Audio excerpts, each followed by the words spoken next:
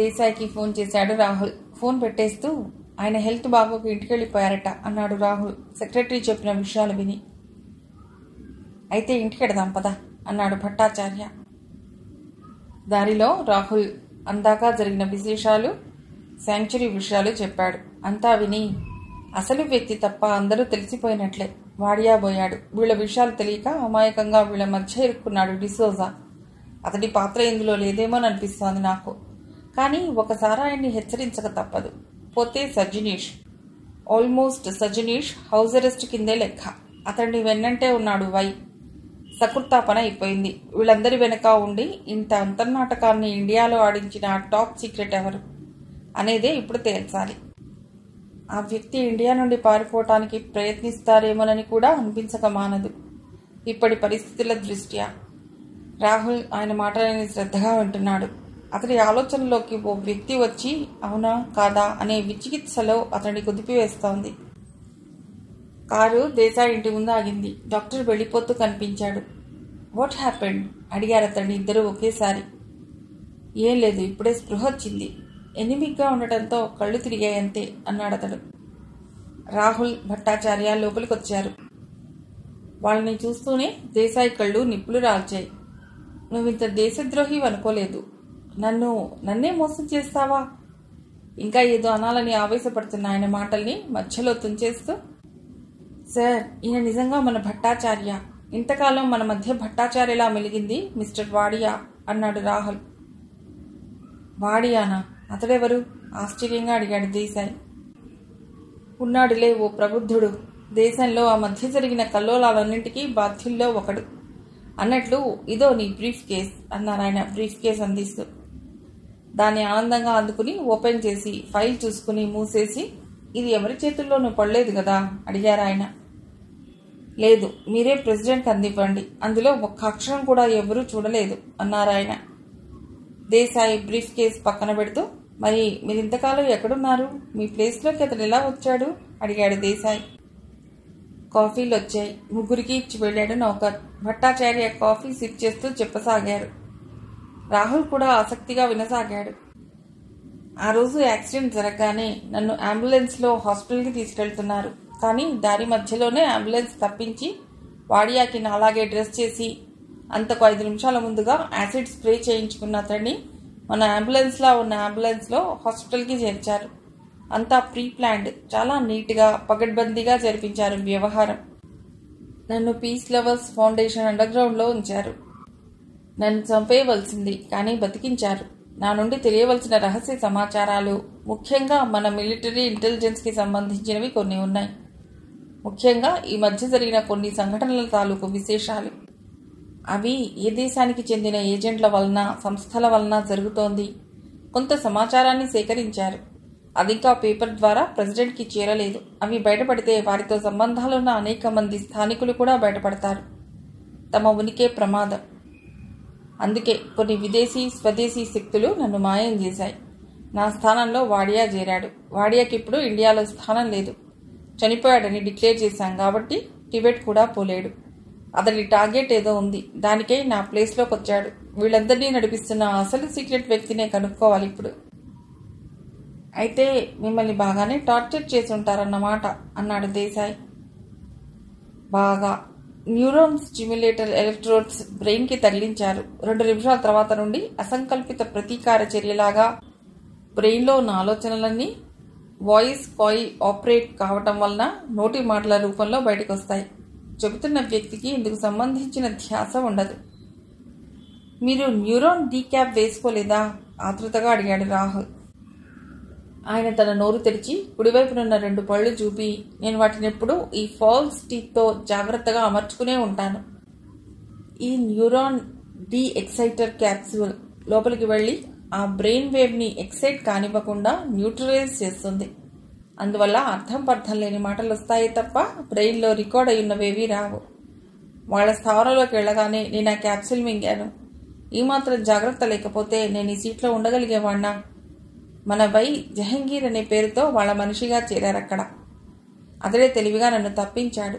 అతడక్కడే ఉండి సాక్ష్యాధారాలతో సజనీష్ని పట్టే ఏర్పాట్లో ఉన్నాడు అన్నాడు భట్టాచార్య. రాహుల్ లేస్తూ, అయితే పీస్ లవర్స్ ఫౌండేషన్ని సీల్ చేస్తే సరిపోతుందిగా సార్ అన్నాడు. కొమ్మకి చీడబట్టిందని చెట్టంతా నరక్కూడదు. వ్యాధి వేలికొచ్చిందని మనిషిని చంపుతామా? వేలిని అంతవరకు నరికి శరీరాన్ని రక్షిస్తాం. అలాగే చీడబట్టిన కొమ్మని నరికి చెట్టును కాపాడుకోవాలి. అలా చీడపురుగుల్ని ఏరేస్తే పీస్ లవర్స్ ఫౌండేషన్ పట్టుబడుతుంది. స్వార్థంతో గాని తాము వ్యాపారాల్లో జరిపే అన్యాయాలకి, అవినీతికి, పాపాలకి పరిహారంగా కాని కొందరు పారిశ్రామికవేత్తలు భారీగా విరాళాలిచ్చి ఈ ఫౌండేషన్కి అండగా నిలబడ్డారు.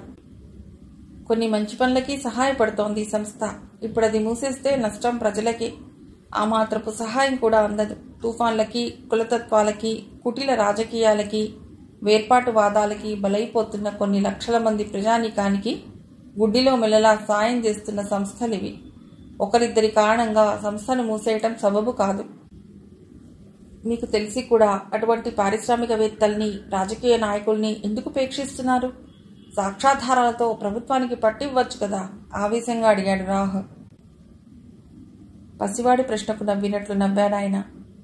ఆవేశపడకు రాహుల్, ఇది కొన్ని దశాబ్దాలుగా వేళ్లునుకుపోయిన దుష్ట చరిత్ర.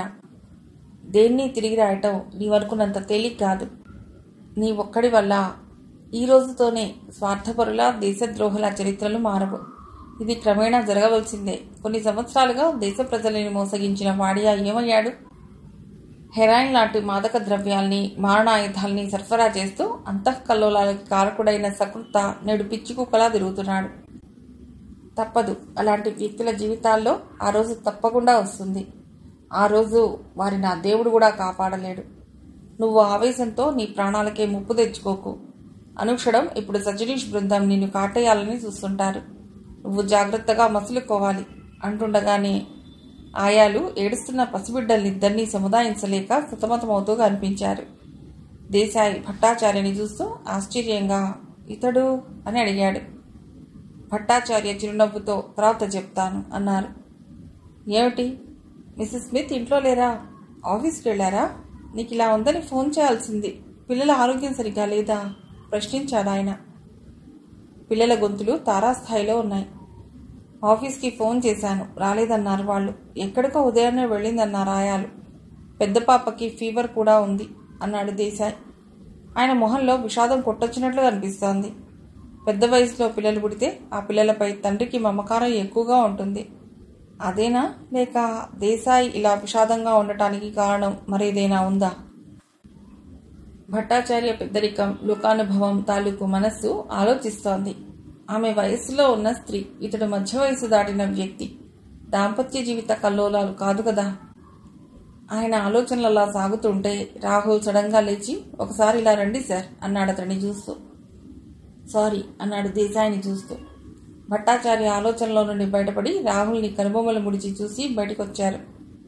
5 నిమిషాలు ఒక వ్యక్తిని గురించి ఆయనతో దాదాపుగా యుద్ధం చేసినంత పనిచేసి చివరికి ఆయన నొప్పించాడు రాహుల్.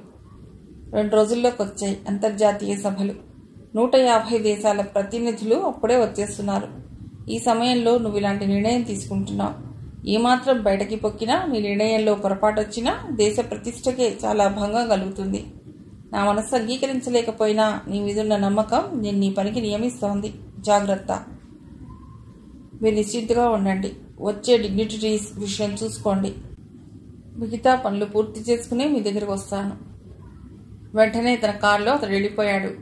భట్టాచార్య లోపలికి వచ్చి, అర్జెంటు పనుంది దేశాయి, తర్వాత కలుస్తాను అనేసి బయటకు వచ్చేశారు ఆయన.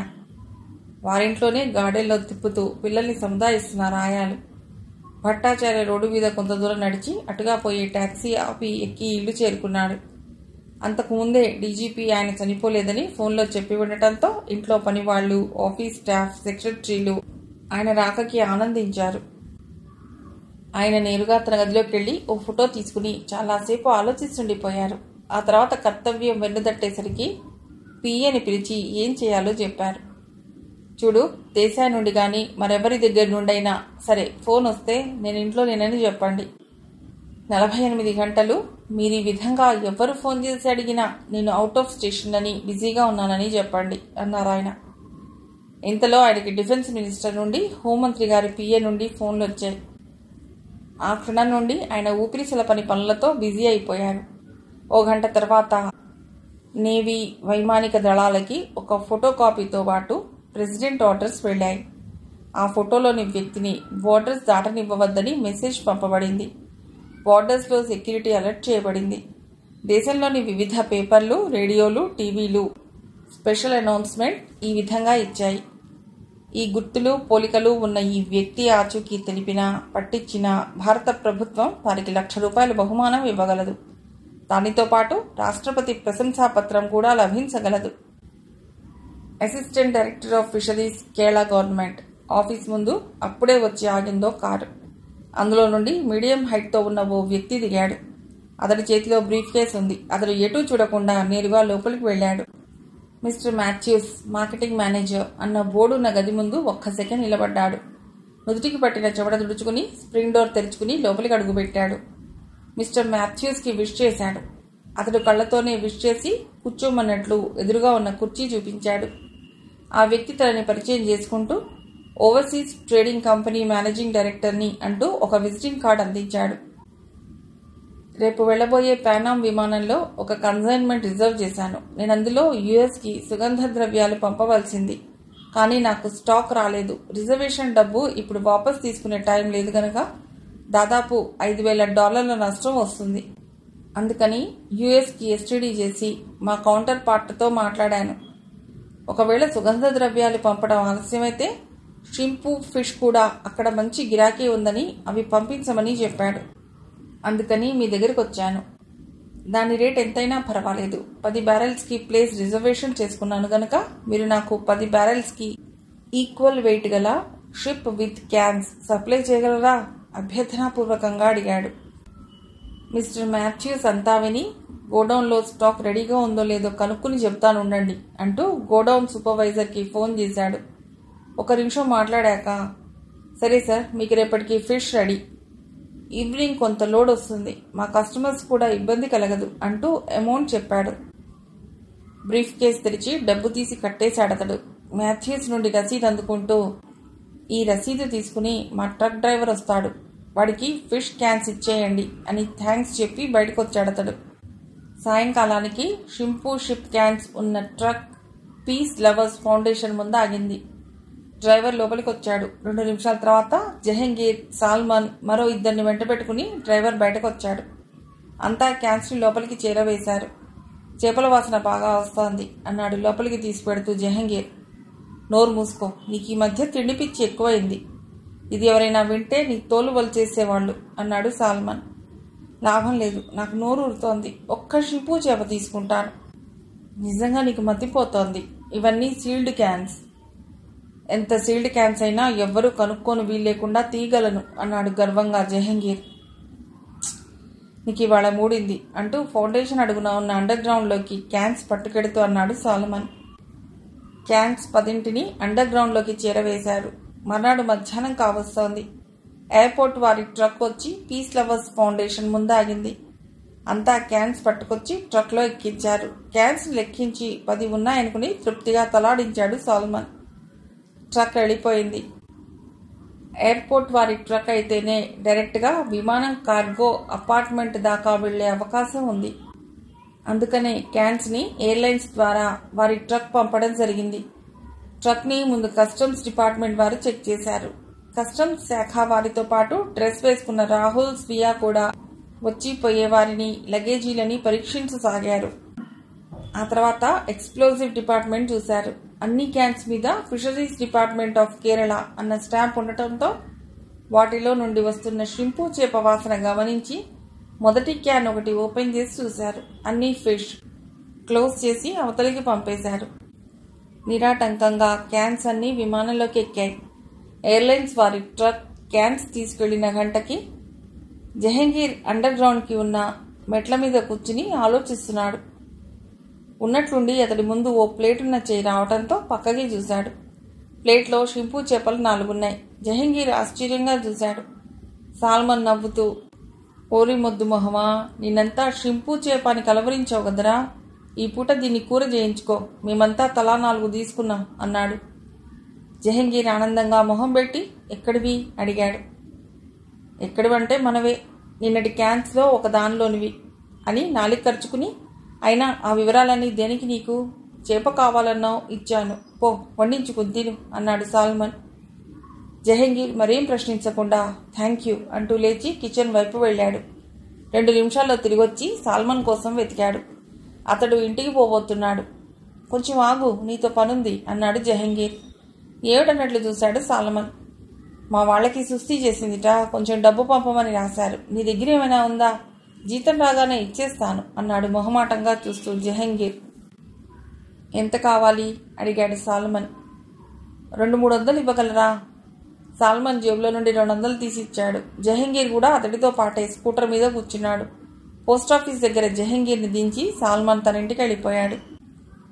సాల్మన్ స్కూటర్ వెళ్ళిపోయాక పోస్టాఫీస్ నుండి బయటికి వచ్చాడు జహంగీర్. చుట్టూ చూశాడు. తనను ఎవరూ గమనించడం లేదని నిర్ధారించుకున్నాక అక్కడే ఆగి ఉన్న టాక్సీ దగ్గరికి వెళ్ళి డోర్ తెరుచుకుని కూర్చుంటూ ఏరోడ్రమ్కి పోని అన్నాడు. వాచీ చూసుకున్నాడు. విమానం బయలుదేరే టైం అయింది. క్విక్, త్వరగా పోని అన్నాడు డ్రైవర్తో. కారు స్పీడ్గా వచ్చినా అరగంట పట్టింది. ఏరోడ్రమ్ వచ్చేసింది. అతడు కార్ ఫేర్ చెల్లించి పరుగులాంటి నడకతో లోపలికి రాబోతుంటే నీరసంగా నిరాశగా ఉన్న మొహాలతో బయటికి వస్తున్న స్వియా, రాహుల్ కనిపించారు. జహంగీర్ని చూడగానే రాహుల్ గబగబా ముందుకొచ్చాడు. జహంగీర్ చెప్పిన విషయం విన్నాక మై గాడ్, ఇప్పుడే వెళ్ళిపోయింది అంటూ లోపలికి పరిగెత్తాడు Rahul. Rahul chief operating superintendent IATA దగ్గరికి వెళ్ళి తన క్యూ క్లియరెన్స్ కార్డ్ చూపించాడు. ఆయన రాహుల్ని కూర్చోమని yes what can I do for you sir అన్నాడు వినయంగా. రాహుల్ చాలా కంగారుగా ఇప్పుడు వెళ్ళిన పానాం విమానంలో బాంబు ఉందని నాకు ఇప్పుడే రూఢిగా తెలిసింది. దయచేసి విమానాన్ని వెనక్కి మళ్లించండి అన్నాడు. రియలీ? ఆశ్చర్యంగా కంగారుగా అన్నాడు. ఎస్, త్వరగా చెప్పండి, టైం లేదు తొందర చేశాడు అతడి రాహుల్. సూపరింటెండెంట్ కంట్రోల్ రూమ్లోని ఆఫీసర్తో మాట్లాడాడిలా. ఎస్, ఇప్పుడే వెళ్ళిన పానాంలో బాంబు ఉందిట. మిలిటరీ ఇంటెలిజెన్స్ తెలియజేస్తున్నారు. ఎస్, విమానంలోని రేడియో ఆఫీసర్కి ఫోన్ చేయండి. ఆ విమానంలో బాంబు ఉందని, వెంటనే విమానాన్ని మళ్లించి ఎయిర్పోర్ట్లో దించేయమనండి అన్నాడు. విమానం ఆకాశంలో ప్రయాణిస్తోంది. ఇంతలో గ్రౌండ్ కంట్రోలింగ్ రూమ్ నుండి మెసేజ్ వచ్చింది. విమానంలోని రేడియో ఆఫీసర్ ఆ న్యూస్ వింటూనే ఓ మై గాడ్ అన్నాడు. అతడి నుదురు చెమటతో నిండిపోయింది. చేతులు కాళ్ళు వణకసాగాయి. వెంటనే పైలట్కి ఇన్స్ట్రక్షన్స్ ఇచ్చాడు. విమానం వెనక్కి మళ్ళింది. ప్యాసింజర్స్ దగ్గరకు వచ్చి మైక్లో సారీ లేడీస్ అండ్ జెంటిల్మెన్, విమానం వెనక్కి వెళ్తోంది. విమానంలో బాంబు ఉందని తెలిసింది, అందుకని గ్రౌండ్కి వచ్చేయమన్నారు. చెక్ చేసి బాంబు తీసేశాక మళ్ళీ కొద్ది ఆలస్యంతో విమానం బయలుదేరుతుంది. ఈ అసౌకర్యానికి క్షమించండి అన్నాడు. అతని చివరి మాటలు ఎవరూ వినలేదు.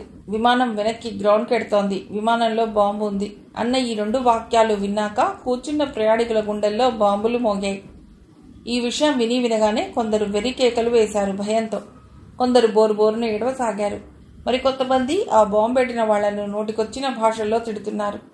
ఆడవాళ్లు తమ బిడ్డల్ని గుండెలకు హత్తుకుని మరీ ఏడుస్తున్నారు. ఎంత తొందరగా ల్యాండ్ అవుతుందా, దిగేద్దామా అన్నట్లు భయంతో కంగారుతో తొందరలో ఉన్నారంతా. ఈ టెర్రరిస్టులకేం పోయే కాలం వచ్చిందో గాని విమానాల్ని కూలిస్తే ఏం వరుగుతోంది వాళ్ళకి? ఇంత జననష్టం తప్ప. నెలకొక విమానాన్ని హైజాకింగ్ చేయటమో బాంబు పెట్టి కూల్చటమో చేస్తూనే ఉన్నారు కదా. అందులో ఉన్న ఒక తెలుగు ఆసామి చక్కని తెలుగులో టెర్రరిస్టులని తిట్టసాగాడు. విమానం ల్యాండ్ అయింది. చుట్టూరా ఎక్స్ప్లోజివ్ డిపార్ట్మెంట్ స్క్వాడ్, మిలిటరీ కమాండోలు నిలబడి ఉన్నారు. ల్యాడర్ వచ్చింది. ఇలాంటి సంఘటన జరిగినప్పుడు సామాన్లన్నీ వెరిఫికేషన్కి వదిలేసి వెళ్ళాలి.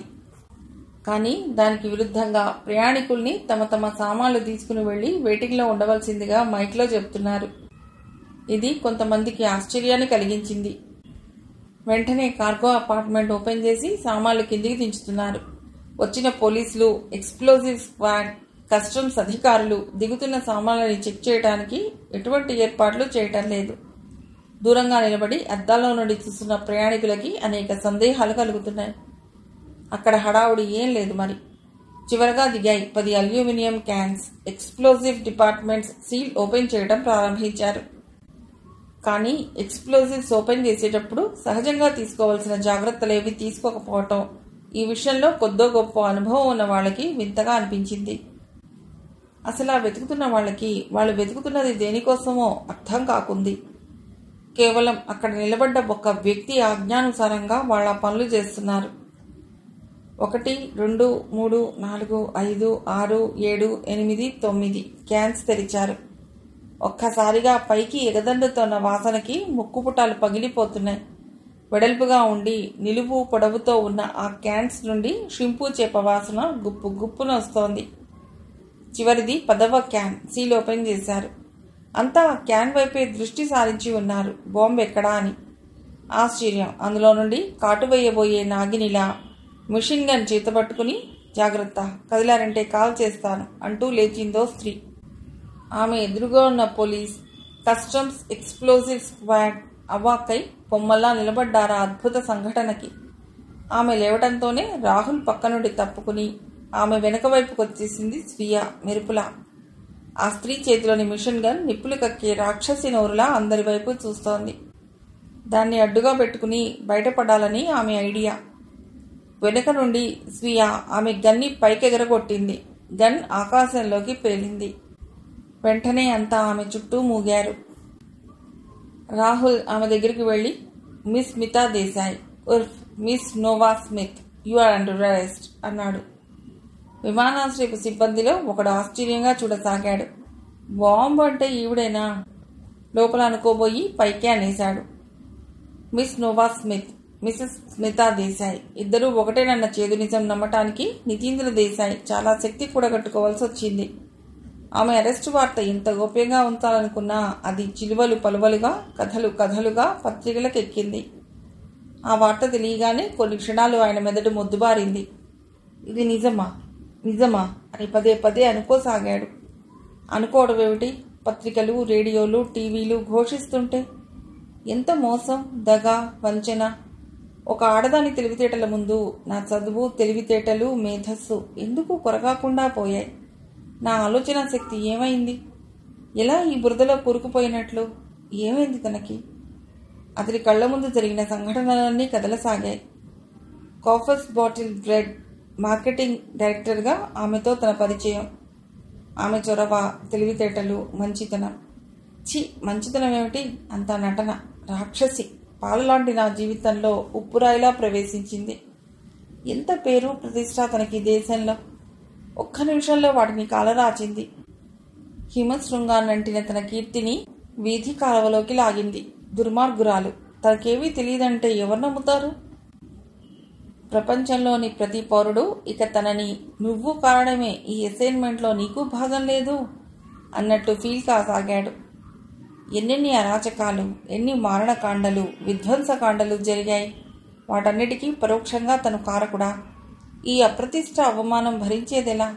దేశంలోని అతి కీలకమైన, ప్రతిష్టాకరమైన కెమికల్ కమాండ్ డైరెక్టర్ గారి భార్య CIA ఏజెంట్ అని రేపు ప్రతి ఒక్కరూ తనని ఎంత నిరసనగా, అనూహ్యంగా చూస్తారు. భట్టాచార్యకి మొహం చూపేదెలా? అసలు ఏ మొహం పెట్టుకుని బయటకెళ్ళాలి? తననింత గౌరవించిన ప్రధాని ఎలా తలపోస్తున్నారో? ఆ రాత్రంతా ఆలోచనా భారంతో ఆయన మనస్సు బేజారైంది. ఒక్క రాత్రిలో ఆయన మరో 10 ఏళ్లు వయస్సు మీరిన వాడిలా, వృద్ధుడిలా మారిపోయాడు. ఆయన మొహంలో వృద్ధాప్యపు ఛాయలిప్పుడు ప్రస్ఫుటంగా కనపడసాగాయి. ఇంతలో ఫోన్ మోగింది. తీశాడు. అది భట్టాచార్య దగ్గర నుండి. దేశాయ్ గొంతు పెగల్లేదు. అవతల నుండి, హలో దేశాయ్, నీ పరిస్థితి నాకు తెలుసు. Please control your self.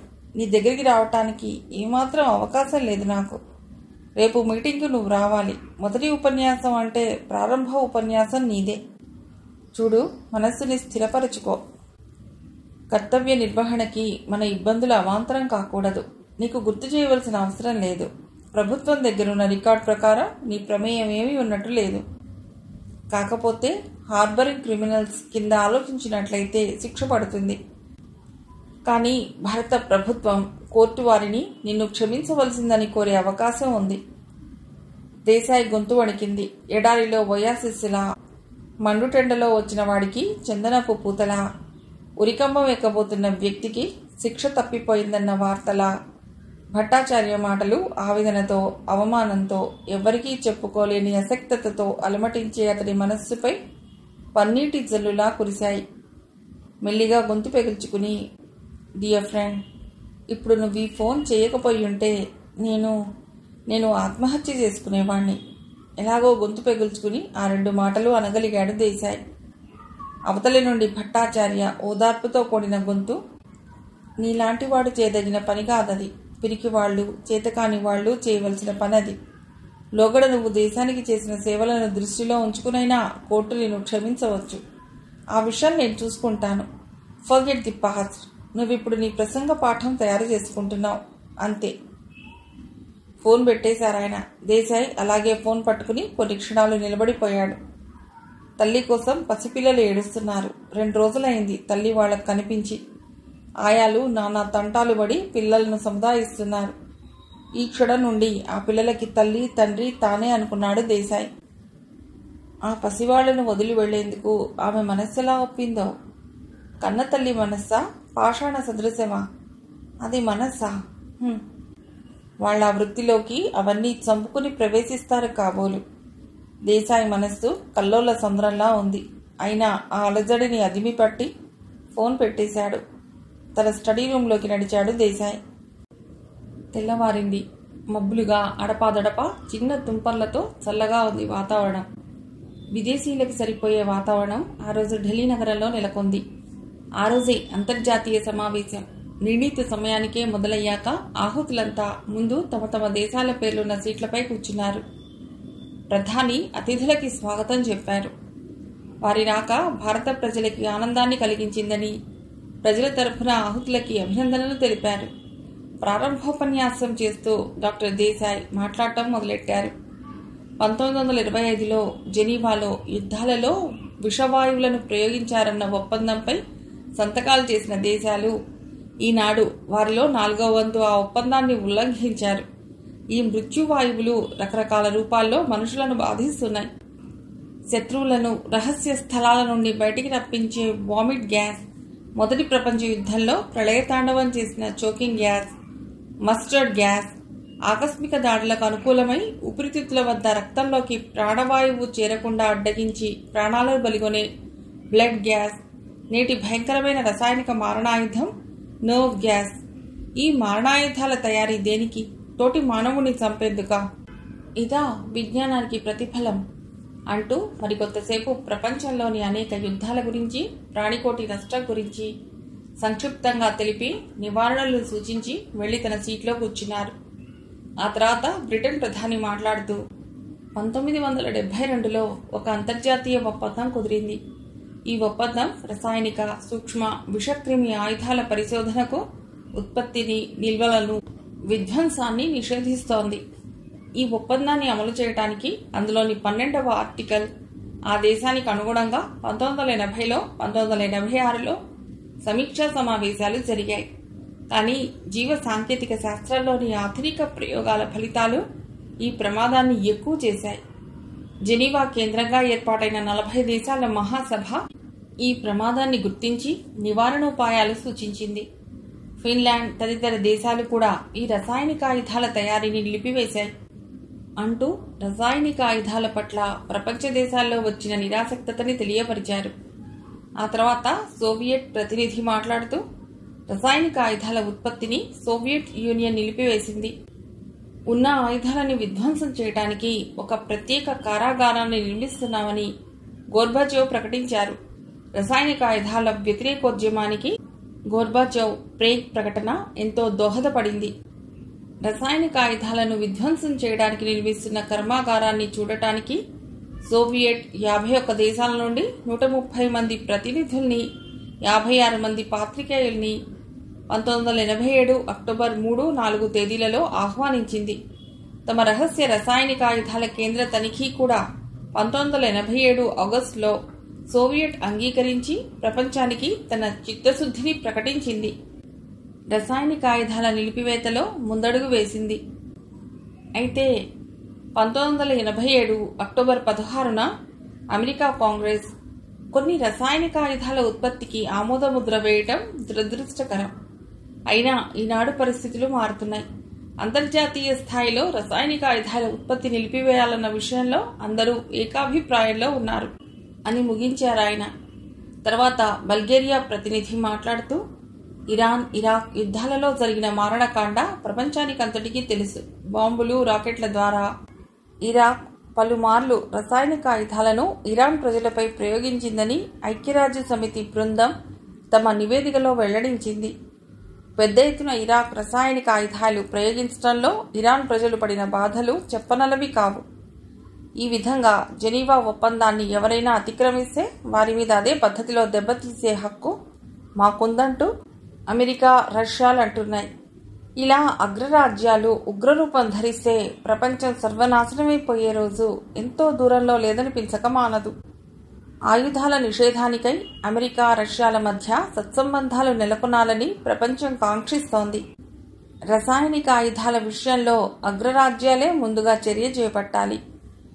ఈ సభలు రసాయనిక ఆయుధాల నిలిపివేతకై అగ్రరాజ్యాల మధ్య సదవగాహన కలిగిస్తే సార్థకమైనట్లే అని భావిస్తాను. రసాయనిక ఆయుధాల నిలిపివేతకై అలీన దేశాలు తమ సమైక్యతను నిరూపించుకున్నాయి. ఈ సభా నిర్వహణలో ఇండియా చూపిన చొరవ, నిర్వహించిన తీరు ప్రశంసనీయం. అలీన రాజ్యాల్లో అగ్రగామి అయిన భారత్ తన తటస్థ విధానంతో తృప్తిపడక ప్రపంచ శాంతికై నిరంతరం కృషి చేస్తోందనటానికి ఈ సభలే సాక్ష్యం. యావత్ మానవజాతి సంక్షేమాన్ని, భూగోళ పరిరక్షణను దృష్టిలో ఉంచుకుని అగ్రరాజ్యాలు ఈ రసాయనిక ఆయుధాల ఉత్పత్తిని ఇతర దేశాలకు అందించడాన్ని నిలిపివేయాలి. తద్వారా యుద్ధ భయాన్ని, ప్రమాదాన్ని అరికట్టవచ్చని మనం భావించవచ్చు. ఆ రోజు సమావేశాలు ఆ విధంగా ముగిశాయి. రెండవ రోజు దట్టంగా మబ్బులు, ఈదురుగాలి ఒక మాదిరిగా జల్లు పడుతోంది. వాతావరణం సరిగ్గా లేదు. భారీ వర్షాలు పడే సూచనలున్నాయని రేడియోలు, టీవీలు చెబుతున్నాయి. భట్టాచార్య అందరికన్నా ముందుగా మీటింగ్ ప్లేస్కి చేరుకోవటానికి బయలుదేరాడు. కొంత దూరం వచ్చేసరికి కారు ఆగిపోయింది. డ్రైవర్ కారు దిగి బాయ్నెట్ ఎత్తి పరీక్షిస్తున్నాడు. వర్షం పెద్దదయ్యింది. అస్సలే చిరాగ్గా ఉన్న భట్టాచార్యకి ఇలా మధ్యలో కారు ఆగటం మరీ చిరాకు అనిపించింది. ఏమైంది? కారు సరిగ్గా ఉందో లేదో ఇంటి దగ్గర చూడనక్కర్లేదా? ఏనాడు లేనిది డ్రైవర్పై విసుక్కున్నారాయన. సారీ సార్, మెకానిక్ దగ్గరికి తీసుకువెళ్లవలసిందే అన్నాడు. ఇంతలో ఆయన పక్కగా కారు ఒకటొచ్చి ఆగింది. వాట్ హ్యాపెన్ సార్ అన్నాడు డ్రైవర్ పక్కన కూర్చున్న వ్యక్తి. కారులో నలుగురున్నారు. ఖద్దరు దుస్తులు, సాత్వికమైన మొహాలు. మీటింగ్కే వెడుతున్నాం, మీరు అక్కడికే అయితే రండి సార్ అన్నాడు వెనక కూర్చున్న వ్యక్తి. టైం చూసుకున్నారు భట్టాచార్య. మీటింగ్ మొదలయ్యేందుకు ఇంకా అరగంట సమయం మాత్రమే ఉంది. ఒక్క ఖాళీ టాక్సీ కనిపించలేదు. ఆయన జాప్యం చేయక కారు దిగి వారి కారు దగ్గరికి వస్తూ యథాలాపంగా నెంబర్ చూశారు. అది నంబర్ AEU 7111. డ్రైవర్ దిగొచ్చి వినయంగా డోర్ తెరిచాడు. ఆయన కూర్చున్నాక డోర్ వేసి డ్రైవర్ తిరిగొచ్చి తన సీట్లో కూర్చున్నాడు. కారు కదిలింది. మెయిన్ గేట్ వచ్చింది. అక్కడ చెకింగ్ జరుగుతోంది మామూలుగా. ఈ మీటింగ్ దృష్ట్యా ఇంకొంచెం ఎక్కువగా ప్రతి కార్ని శల్య పరీక్ష చేసి గాని లోపలికి పోనివ్వటం లేదు. భట్టాచార్యని చూడగానే శాల్యూట్ చేసినట్లు బార్లా తెరిచారు. కారు లోపలికి రాగానే గేటు వేశారు. పార్కింగ్ లాట్లో కారు ఆగింది. వారికి థ్యాంక్స్ చెప్పి గబగబా లోపలి వైపుకి నడిచారు ఆయన. ఆయన ఎక్కిన కారు వెళ్ళిపోగానే డ్రైవర్ కారు రివర్స్ చేసుకుని పోనివ్వసాగాడు. 20 సంవత్సరాలుగా భట్టాచార్య దగ్గర డ్రైవర్గా చేస్తున్నాడు. ఏనాడు ఆయనతో అబద్ధం ఆడలేదు. ఇలా చేయవలసి వచ్చినందుకు తనకి చాలా బాధగా ఉంది, ఆశ్చర్యంగా ఉంది. నిన్నటి సంఘటన వాడి కళ్ల ముందు మెదిలింది మరోసారి. మామూలుగా 4ంటికే కాలేజీ నుండి ఇంటికి తిరిగి వచ్చే తన కూతురు రాలేదు. 9 గంటలకి ఇంటికి వెళ్ళగానే తెలిసింది. ఆమె ఫ్రెండ్ ఇళ్ళు తిరిగాడు. కాలేజీకి వెళ్లడం తను చూశాడు కూడా. ఏమైనట్లు అని ఆలోచిస్తూ వస్తున్న తనకి ఎదురుగా వస్తున్న ఓ వ్యక్తి డాష్ ఇచ్చి ఓ కాగితం జేబులో కుక్కి వెళ్ళిపోయాడు. తను ఆశ్చర్యంగా ఆ వెళ్ళిన వ్యక్తి వంకే చూశాడు. వాడు వీధి మలుపు తిరిగాక తన జేబులోని వాడు కుక్కిందేమిటో చూశాడు. పేపర్ తీసి వీధి లైట్ కిందికి వచ్చి చదివాడు. అందులో, నీ కూతురు మా దగ్గర క్షేమంగా ఉంది. నువ్వు ఒక చిన్న పని చెయ్యాలి. అదేమిటంటే, రేపు ఉదయం భట్టాచార్యని మీటింగ్కి తీసుకెడుతూ విమెన్స్ కాలేజీ దాటగానే కారు పాడైందని అనాలి. అంతే. కరెక్ట్గా 9:30 నువ్వు ఆ పని చేయాలి. ఆయన వేరే కారులో వెళతారు. నువ్వు వెనక్కి తిరిగి విమెన్స్ కాలేజీ మెయిన్ గేట్ దగ్గరకు వచ్చేసరికి నీ కూతురు అక్కడ ఉంటుంది. ఈ విషయం ఎవరికి చెప్పినా నీ కూతురు శవం నీ ఇంటికి వస్తుంది. అంతే. అది చదివాక తన బుర్ర పనిచేయలేదు. ఏం చేయాలి? భట్టాచార్యకి చెప్తే అయ్యో, తన కూతుర్ని చంపేస్తారు, ఎలా ఆలోచించసాగాడు. అయినా వాళ్ళు తనని చేయమన్న పనే నేరం కాదు, కేవలం కారు పాడైందటమేగా, ఆయనకేం ప్రమాదం జరగదు కదా, ఇటు తన కూతురు క్షేమంగా ఉంటుంది అనుకుని ఆ విధంగానే ఈరోజు ఇలా చేశాడు. సమయానికి ఆయన కారు దొరికింది. అతడి కళ్ళు మెయిన్ గేట్ దగ్గర నిల్చున్న కూతుర్ని చూసి మెరిచాయి. కానీ తను చేసిన చిన్న పొరపాటు పని ఎంత ప్రమాదకరమైందో అతడు ఆ క్షణంలో ఊహించలేకపోయాడు. రేపు ఈ సంగతి ఆయనకు చెప్పేస్తాను అనుకున్నాడు గట్టిగా. మీటింగ్ కరెక్ట్గా టైంకి మొదలయ్యింది. బంగ్లాదేశ్ ప్రధాని మాట్లాడుతున్నారు. మీటింగ్ హాల్లో చుట్టూతా కంటోన్మెంట్ సర్కిల్లా ఆ ప్రాంతమంతా నిలబడి ఉన్నారు. వారి వెనగ్గా ఓ చోట నిలబడి అందరి వైపు పరీక్షగా చూస్తున్నాడు రాహుల్. ఇంతలో ఒక వ్యక్తి మీకు ఫోన్ అని వచ్చాడు అతడి దగ్గరికి. రాహుల్ అతడి వైపు చూశాడు. భట్టాచార్య సెక్రటరీ అతడు. రాహుల్ గబగబా ఫోన్ దగ్గరికి వెళ్లి రిసీవర్ తీసుకున్నాడు. అవతల నుండి వై గొంతు కంగారుగా ఆందోళనగా ఉంది. ఏమైంది అడిగాడు రాహుల్. AEU 7111 నంబర్ కారులో నికలాజికల్ టైం బాంబ్ పెట్టారు. ఆ కారు ప్రస్తుతం మీటింగ్ ప్లేస్ చేరుకుంది. గంటే టైం ఉంది సజ్జనీష్ అంటుండగానే ఫోన్ డిస్కనెక్ట్ అవుతూ ఏదో పెద్ద చప్పుడు వినిపించింది. అంటే పై ప్రమాదంలో ఉన్నాడు. రాహుల్ గబగబా సెక్రటరీని పిలిచి రుత్విక్ స్వీయని పీస్ లవర్స్ ఫౌండేషన్ సీల్ చేయమని చెప్పమన్నాడు. టైం చూసుకున్నాడు. అప్పుడే నిమిషం జరిగింది. ఎంత భయంకరమైన బాంబ్ అది! గంట టైంలో ఆ కార్ని కనుక్కుని నగరానికి దూరంగా తీసుకువెళ్ళగలిగితే తను పోయినా పర్వాలేదు. కానీ సాధ్యమా? ఏం చేయాలి? ఆలోచించే వ్యవధి లేదు. గబగబా భట్టాచార్య దగ్గరకు వచ్చి ఆయన్ని కొంచెం యువతలికి రమ్మన్నాడు. ఏమిటి అడిగారు ఆయన లేచి వస్తూనే. వై చెప్పిన ఫోన్ విషయం వింటూనే ఆయన మొహం పాలిపోయింది. మై గాడ్, AEU 7111 ఆ నంబర్ కాల్లోనే నేను వచ్చింది. అందుకే దాన్ని ఎవరూ చెక్ చేయలేదు. ఇప్పుడెలా? ఆ బాంబ్ చాలా ప్రమాదకరమైంది. అక్కడి డిగ్నిటరీస్ని చూస్తూ పరిస్థితి అంచనా వేస్తుంటే ఆయన గుండె ఆగిపోతుందేమోనన్నంత కంగారుగా ఉంది. రాహుల్ మరి టైం వేస్ట్ చేయకుండా బయటికి పోబోతూ యాంటీడాట్స్ విషయం చూడండి అని పరిగెత్తాడు. కాంపౌండ్లో దాదాపు 100 కార్లు ఉన్నాయి. ఆ నంబర్ గల కార్ని గుర్తించి దూరంగా తీసుకుపోగలగాలి. రాహుల్ కొందరు కమాండోలని సీక్రెట్ ఏజెంట్లని తీసుకుని బయటకు వచ్చాడు. వాన జోరు హెచ్చింది. దానికి తోడు ఈదురుగాలి. ఆ కారుకై అంతా గబగబా వెతకసాగారు. దాదాపు 15 నిమిషాలు గడిచాయి. వెతుకుతూనే ఉన్నారు. ఇంకా కళ్ళకి ధారలుగా నీరడ్డం పడుతూనే ఉంది. ఎన్ని కార్లు! రాహుల్ పరుగులాంటి నడకతో వెతుకుతూనే ఉన్నాడు. సార్, కేకేశాడు ఒక కమాండో. అతడి దగ్గరికి పరిగెత్తుకొచ్చాడు రాహుల్. అదే AEU 7111 చూశాడు. వెంటనే డోర్ తెరిచి కూర్చుని కార్ కీస్ లేవు గనక ఇగ్నిషన్ వైర్ స్టార్ట్ చేసుకుని అడ్డంగా ఉన్న కార్లని తప్పుకుంటూ బయటికి వచ్చేశాడు రాహుల్. గాలిలో తేలిపోతుందా అన్నంత స్పీడ్తో కారు సిమెంట్ రోడ్డు మీద పెడుతోంది. కుంభవృష్టి కురుస్తున్న ఆ సమయంలో రోడ్ల మీద జనం ఎవ్వరూ లేరు. ఉన్న ఒక్కరు అరా ఆ కారు పెడుతున్న తీరు చూసి భయభ్రాంతులవుతున్నారు. ఏం స్పీడ్ అది! ఏమాత్రం బ్యాలెన్స్ తప్పినా కారు మనిషి ముక్కలైపోతారు. రాహుల్ వాచి చూసుకున్నాడు. అయిపోయింది టైం. 1 నిమిషం ఉంది. కారు ఢిల్లీ పరిసరాలు దాటింది. కుంభవృష్టి కురుస్తోంది. రాహుల్ మనసులో అనుకున్నాడు. గుడ్ బై స్వియా, గుడ్ బై భట్టాచార్యజీ, గుడ్ బై ఫ్రెండ్స్. అంత స్పీడ్గా పెడుతున్న కారులోంచి దూకేశాడు. కారు అదే స్పీడ్తో కొంత దూరం వెళ్ళాక విపరీతమైన శబ్దం, గుండెలు జలధరించే శబ్దం, పిడుగు పడ్డట్లుగా, భూమి బద్దలైనట్లుగా, పెద్ద గాలి దుమారపు సుడిగుండంలో చిక్కుకున్నట్లుగా భయంకరమైన శబ్దంతో కారు సుళ్ళు తిరిగింది. విపరీతమైన పేలుడుతో కారు పీసెస్గా మారిపోయింది. నల్లని ఫ్లేమ్స్ వ్యాపిస్తూ గాలిలో తేలిపోసాగాయి. గాలివాటు కెటుపడితే అటు పోతున్నాయి ఆ ఫ్లేమ్స్. ఆ రోజంతా అలా కుంభవృష్టి కురుస్తూనే ఉంది. తెల్లవారుజాముకి గాని గాలివాన తగ్గలేదు. అయితే నగర పౌరులెవరికీ ఎలాంటి ప్రమాదం జరగలేదు. అంత హోరున గాలితో కూడిన వాన ఆ చల్లదనమంతా పోయి నిప్పు సెగలాగా సోకింది ప్రజలకి. అందరూ తలుపులేసుకుని ఇళ్లలో ఉన్నప్పటికీ జ్వరాలు, ఒళ్ళు బొబ్బలెక్కటాలు లాంటి మైనర్ ప్రమాదాలు తప్ప మరెలాంటి ప్రాణహాని ఎవరికీ జరగలేదు. అంత వర్షం కురవటం దైవికమైనా అది కేవలం ప్రజల అదృష్టమే. నగర పౌరులందరికీ, పరిసర ప్రాంతాల్లోని జనానికి కూడా తక్షణ చర్యలు చేపట్టింది మెడికల్ డిపార్ట్మెంట్. ఇతర ప్రాంతాల నుండి డాక్టర్లని, మెడికల్ స్టాఫ్ని సహాయం కోసం రప్పించారు. ప్రజలందరికీ ఆ విషవాయువు వలన కలిగే ప్రమాదాన్ని తప్పించేందుకు యాంటీడాట్ ఇంజెక్షన్స్, మెడిసిన్స్ ఇస్తున్నారు. మీటింగ్స్ నిర్విఘ్నంగా సాగిపోతూనే ఉన్నాయి. 2 రోజుల తర్వాత మిలిటరీ హాస్పిటల్లో రాత్రి 2 గంటలు దాటినట్లు గడియారము 2 గంటలు కొట్టింది. ఎమర్జెన్సీ వార్డ్ బయట భట్టాచార్య, స్వీయ, వై, రుత్విక్, మరికొందరు సీనియర్ మిలిటరీ అధికారులు వేచి ఉన్నారు. అప్పటికే రాహుల్ని హాస్పిటల్లో చేర్చి 86 గంటలు దాటింది. హేమీ లాంటి డాక్టర్లు రాహుల్ ప్రాణాల్ని పట్టుకోవటానికి సాయశక్తులా ప్రయత్నిస్తున్నారు.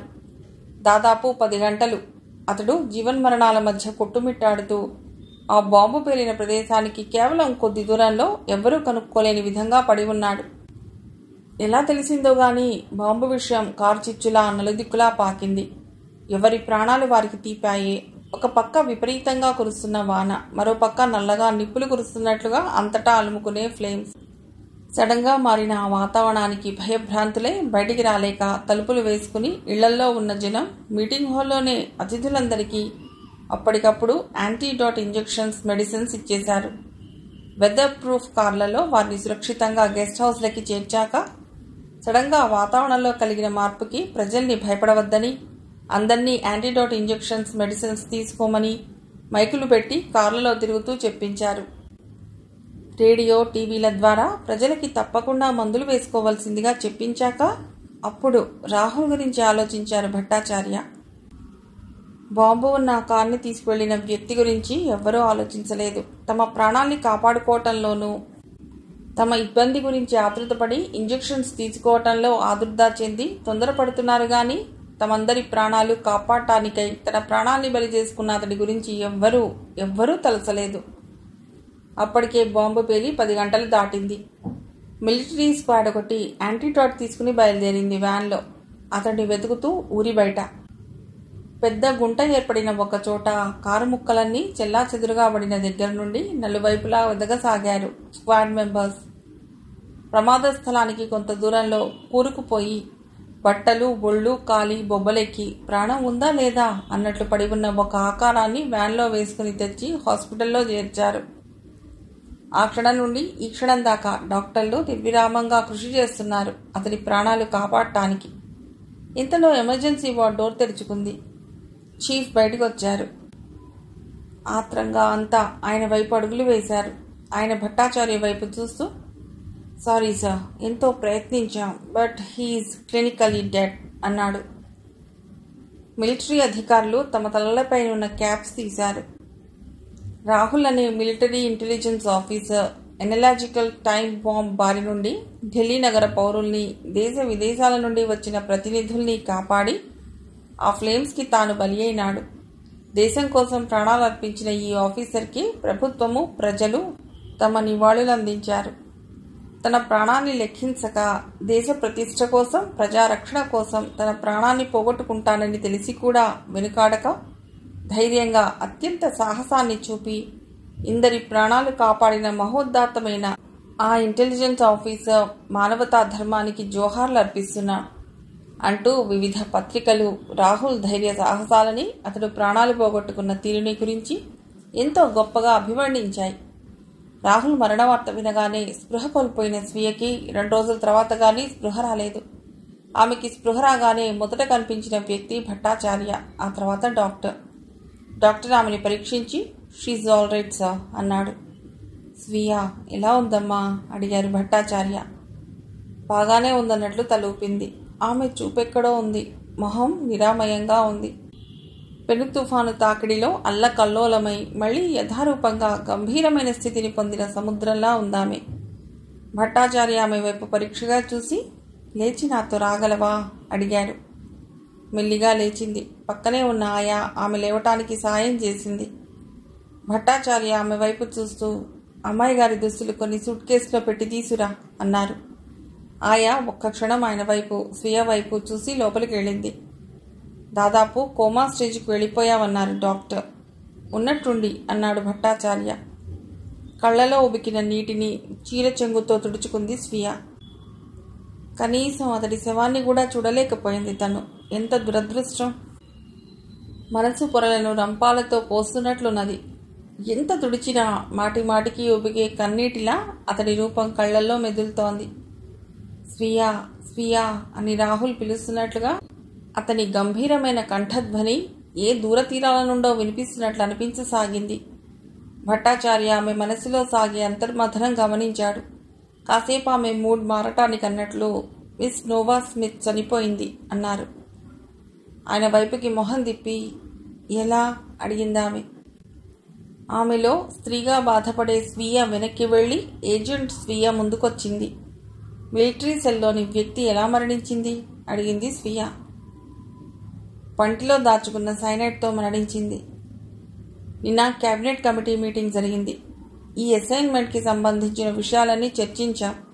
ఎల్లో రైన్కి కారకులు, సెమినార్ బిల్డింగ్ కూల్చివేతకి, బ్రిడ్జ్ కూల్చివేతకి, మానస్లోని ప్రజలకి సైకో డ్రగ్స్ ఇచ్చింది, అక్కడ తిరుగుబాటు లేవదీసింది, క్రిస్టఫర్, శంకర్ నారాయణల మరణానికి కారకులు, నా మీద కెమికల్ స్ప్రే చేయించి దాచింది, ఇప్పుడు రాహుల్ మరణానికి కారకులు కూడా వీళ్ళేనని తేలింది. మాతృభూమికి ద్రోహం చేసే సకుర్తా లాంటి నీచుల్ని అడ్డుపెట్టుకుని హెరోయిన్ లాంటి మాదక ద్రవ్యాలతో యువతరాన్ని నాశనం చేస్తోంది వీళ్ళేనని తేలింది. సజనీష్ తప్ప ఈ గ్రూప్లో ఎవ్వరూ బతకలేదు. కోర్టు సజనీష్కి ఏ శిక్ష విధిస్తుందో చూడాలి ఆగాడు భట్టాచార్య. డిసోజా అతడి సంగతి ఏమిటన్నట్లు చూసింది స్వేయ. అడ్మిరల్ డిసోజా దేశద్రోహి కాదు, తెలివి తక్కువగా వారిని నమ్మి మోసపోయాడు. అలాగే నితీంద్ర దేశాయ్ గతంలో వారి సేవలని దృష్టిలో పెట్టుకుని ఇంకెప్పుడు ఇలా తెలివి తక్కువగా ప్రవర్తించొద్దని మందలించి వదిలేయవలసిందిగా కొట్టువారికి ప్రభుత్వం తరపున అటార్నీ జనరల్ తెలియజేస్తారు. పీస్ లవర్స్ అనుబంధ సంస్థల్ని ఆ ఆరామాల్లో విషయం ఏం చేశారు?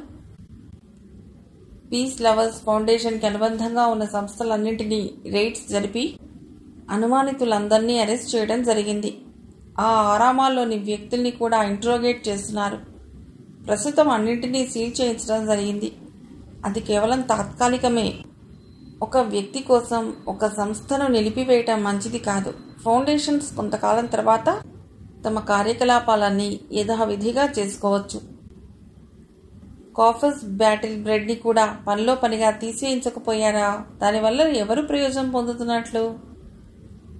నిన్న మీటింగ్లో ఈ విషయం చాలాసేపు చర్చించాం. ప్రభుత్వం దీన్ని క్లోజ్ చేసే ఆలోచనలోనే ఉంది. ఇంతలో ఆయా ఒక చేతిలో సూట్ కేస్, ఒక చేతితో ట్రే పట్టుకొని వచ్చింది. ట్రే టేబుల్ మీద పెట్టి సూట్ కేస్ కింద పెట్టింది. కాఫీ కప్పు భట్టాచార్యకిచ్చి స్వీయకి హార్లిక్స్ అందించింది. భట్టాచార్య కాఫీ తాగుతూనే లోపలికెళ్ళి స్వీయ తల్లితో మాట్లాడొచ్చారు. ఒక అరగంట గడిచాక స్వీయ, భట్టాచార్యుల కారు మధురకి దగ్గరగా ఉన్న ఒక చిన్న హాస్పిటల్ ముందాగింది. స్వీయ ప్రశ్నార్థకంగా చూసింది ఆయన వైపు. ఆయన తనతో రమ్మని తలూపుతూ ముందుకు నడిచాడు. జనరల్ వార్డ్ దాటుకుని లోపలికి వెళ్ళాక స్పెషల్ రూమ్ డోర్ తెరుచుకుని లోపలికి వచ్చారు. అక్కడ ఆయనతో లోపలికి వచ్చిన స్వీయ అక్కడి దృశ్యం చూడగానే ఆనందాశ్చర్యాలతో తనకు మళ్లీ స్పృహ తప్పుతుందేమోనన్నట్లుగా తలుపును ఆధారం చేసుకుని గట్టిగా పట్టుకుని నిలబడింది. ఎదురుగా శరీరం అంతా బ్యాండేజెస్తో పడుకుని ఉంది ఆకారం. పక్కనే బ్లడ్ స్టాండ్, 4 సర్జన్లు. మంచానికి ఇటుపక్కగా ఉన్న కుర్చీల్లో కూర్చుని ఉన్నారు ఋత్విక్, వై. వీళ్ళని చూడగానే లేచారు. భట్టాచార్య సర్జన్ని చూస్తూ ఎలా ఉన్నాడు ఇప్పుడు అడిగారు. హీజ్ ఆల్ రైట్, మాట్లాడుతున్నాడు, ఇంకేం పర్వాలేదు, ప్రమాదం తప్పింది. అసలు ఈ శరీరంలో ప్రాణం నిలబట్టమే అన్నిటికంటే ఆశ్చర్యకరమైన విషయం. రాత్రి వరకు మాట దక్కించుకోలేనేమోనని బాధపడ్డాను అన్నాడు చీఫ్ సర్జన్. థ్యాంక్స్ డాక్టర్, మిమ్మల్ని అభినందిస్తున్నాను అన్నాడు ఆయన భుజం తడుతూ భట్టాచార్య. ఇప్పుడే ఇతడిని జాగ్రత్తగా చూసుకోవాలి, కనీసం 6 నెలలైనా ఇతడికి బెడ్ రెస్ట్ అవసరం అన్నారు చీఫ్. తప్పకుండా, ఆ ఏర్పాట్లన్నీ రాత్రే చేశాను. మీ వాళ్ళిద్దరూ ఆగారు ఆయన. మీరు చెప్పిన విధంగానే రాత్రే షిమ్లా వెళ్ళిపోయారు. ఇతడికి స్పృహ వచ్చి మాట్లాడాక మనం నిర్ణయించుకున్న టైంకే పంపించేశాను అన్నాడు చీఫ్ సర్జన్. వీళ్లంతా అక్కడ ఉండే ఈ ఏర్పాట్లన్నీ ఈపాటికే పూర్తయి ఉంటాయి అంటూ రాహుల్ వైపు తిరిగారు Bhattacharya. How are you my boy అడిగారు ఆయన ఆప్యాయంగా అతడి దగ్గరికి వెళ్ళి. ఫైన్ సార్, చిరునవ్వుతో అన్నాడు రాహుల్. ఇది కళ నిజమా? తను మళ్ళీ రాహుల్ కంఠం వింటోంది. ఇది నిజమేనా అనిపించసాగింది స్వీయకి. ఇదిగో నీకోసం ఎవరొచ్చారో అటు చూడు అన్నారాయన. రాహుల్ కళ్ళు తిప్పి తలుపు వైపు చూశాడు. ఆశ్చర్యంగా చూశాయి అతడి కళ్ళు. చాలా కాలంగా జబ్బుపడ్డ మనిషిలా ఉందామె. నాకు తెలుసు నువ్వు ఇలా అవుతావని అన్నట్లు చూశాయి అతడి కళ్ళు. ఋత్విక్ ఆమె దగ్గరికి వస్తూ, నీకు స్పృహ లేదక్కా, అందుకే నీకేమీ చెప్పలేకపోయాం అన్నాడు. స్వీయ అతడి మాటలు వినటం లేదు, రాహుల్నే చూస్తోంది. చనిపోయాడనుకున్న వ్యక్తి, ఇక జీవితంలో మళ్ళీ చూడలేననుకున్న మనిషి, కనీసం శవాన్ని కూడా చూడలేని పరిస్థితుల్లో ఉన్నానే అని మనస్సుకి ఆ వ్యక్తి సజీవంగా ఎదురుగా కనిపించి కళ్ళతో పలకరిస్తుంటే ఆ ఆనందం మాటల్లో చెప్పలేనిది, భాషకు అందనిది, కేవలం మనస్సుకి మాత్రమే కలిగే అనుభూతి. కళ్ళల్లోంచి జారిపడే ఆనందాశ్రువుల్ని, ఈ 2 రోజులుగా తాను పడ్డ నరకయాతని తెలిపే కన్నీటిని అదిమి పట్టి తన బేలతనం నలుగురి ముందు బయటపడకుండా నిలబడింది స్వీయ. డాక్టర్స్ బయటికి వెళ్లారు. భట్టాచార్య కూర్చుంటూ, రాహుల్ పేరుతో మనకిప్పటికి పని తీరిపోయింది. సో ఆ పాత్ర ముగిసినట్లే. ప్రపంచానికి రాహుల్ లేడు. విదేశీ స్వదేశీ శక్తులు పూర్తిగా సమసిపోలేదు. తాత్కాలికంగా ఇవి కొన్ని రోజులు ప్రవాసంలోకి వెళ్ళిపోయాయి. మళ్ళీ తలెత్తక మానవు. అప్పుడు మళ్ళీ అవసరమవుతాడు రాహుల్. ఈసారి రాహుల్గా కాక మరో పేరుతో అతడు రంగప్రవేశం చేస్తాడు. ఇదే టాప్ సీక్రెట్. మీకు నాకు తప్ప మరెవరికీ తెలియదు. డాక్టర్లతో చెప్పించి పేపర్లలో వేయించి గట్టి ఎవిడెన్స్ సృష్టించాను. ఈ మారుమూల హాస్పిటల్లో దాచి ట్రీట్మెంట్ ఇప్పించాను అని స్వీయ వైపు చూస్తూ, రాహుల్ 6 నెలలకు గాని కోలుకోలేడంటున్నాడు డాక్టర్లు. నువ్వు రాహుల్ని తీసుకుని షిమ్లా వెళ్ళు. డాక్టర్స్ నిన్ననే వెళ్లారు అక్కడికి. అన్ని ఏర్పాట్లు చేయించాను. రాహుల్ త్వరగా కోలుకోవాలి. అతడెంత త్వరగా మళ్ళీ మామూలు మనిషి అయితే అంత మంచిది. 3-4 నెలల్లో అతడు పూర్వపు రాహుల్ కావాలి. అది నీ మీద ఆధారపడి ఉంది అన్నారాయన. ఇంతలో 4 కాంపౌండర్ల వేషంలో ఉన్న ఏజెంట్స్ వాకిట్లో నిలబడి, రెడీ సార్ అన్నారు. భట్టాచార్య పైకి లేస్తూ, బయట వ్యాన్ రెడీగా ఉంది. అది మీ ప్రయాణానికి అనువుగా ప్రత్యేకంగా తయారు చేయబడింది అంటూ బయటికి వెళ్లారు. కాంపౌండర్లు రాహుల్ని స్ట్రెచర్ మీదికి చేర్చడానికి ఋత్విక్ బై సాయం పట్టారు. బయటికి తీసుకొచ్చి వ్యాన్లో పడుకోబెట్టారు. స్వీయ వెళ్ళి వ్యాన్లో కూర్చోగానే వ్యాన్ కదిలింది. హ్యాపీ జర్నీ అని శుభాభినందనలు తెలిపారంతా. వ్యాన్ వెడుతోంది. రాహుల్ ఆమెనే చూస్తున్నాడు. తన మరణ వార్త ఆమెపై చూపిన ప్రభావానికి కరిగిపోయాడు రాహుల్. అతడి గొంతు మరీ గంభీరమై స్వీయ అంది. అంతదాకా భావోద్వేగంతో అదిమి పట్టిన కన్నీరు జలపాతంలా కళ్ల నుండి దూకింది. ఎవ్వరూ తన మనసులోకి రాలేరనుకున్న ఆమె అహంకారపు గాంభీర్యపు కోటని అతడు బద్దలు కొట్టి ప్రవేశించాడన్న సత్యం గ్రహించేసరికి ఆమెలో అంతర్గతంగా దాగి ఉన్న బేలతనం తట్టుకోలేక బయటపడిపోయింది. Please via, relax. నీ కన్నీరు తుడిచే శక్తి కూడా నా చేతిలోకి లేదు. ప్లీజ్. ఆమె కన్నీరు చూడలేక అభ్యర్థించాడు రాహుల్. కళ్ళు తుడుచుకుని అతడి వైపు చూసింది స్వీయ. దాచినా దాగని అనురాగం ఆ తడి కళ్లలో మెరుస్తోంది. ఆమె కన్నీటిలో తడిచి పులకిస్తోంది అతడి అంతరంగం. అపురూపమైన పెన్నిధి లభించిన భావం అతడి కళ్లల్లో తొడిగిసలాడుతోంది. అనురాగపూరితమైన చిరునవ్వు అతడి పెదవులపై నాట్యం చేస్తోంది. ఆమె మూడ్ మార్చాలనిపించింది రాహుల్కి. షిమ్లా వెళ్ళగానే అక్కడికొచ్చిన డాక్టర్లకు విషయం చెప్పాలి అన్నాడు. ఏమిటి? అతడి వైపు చూస్తూ అడిగింది స్వీయ. అతడి కళ్ళు అల్లరిగా నవ్వాయి. సాధ్యమైనంత ఆలస్యంగా నయం చేయండి. ఎక్కువ రోజులు షిమ్లాలో ఉండాలని ఉంది అని. అతడి భావం గ్రహించేసరికి స్వీయ కనురెప్పలు సిగ్గుతో వాలిపోయాయి. కథ సమాప్తం.